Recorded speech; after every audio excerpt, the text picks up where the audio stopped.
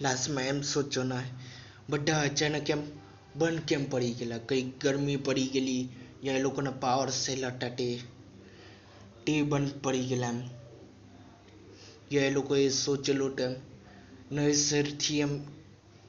નવી દુનિયા એમ બનાવે, નવી કન્ટ્રીને એમ ચાલુ કરે એમ તા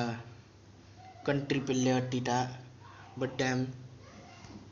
રોબોટ એમ રહીને એમ પાછી એમ કન્ટ્રી બનાવી દે એમ ચાઇના એમ બધી બધી કન્ટ્રીને એમ પાછા રિવાઈવ ને એમ કરે. તો એ મેં પેલું સીન કહેવાનું એ ગયું ત્યારે આમ બદલાવ ત્યારે કન્ટ્રીનું નામનું બદલાવ ત્યારે અભી પિક્ચર બાકી મેરે દોસ્ત ત્યારે એમ બધી કન્ટ્રીને એમ સીન બદલાય, બધી રિવાઈવ પાછી થતી છે.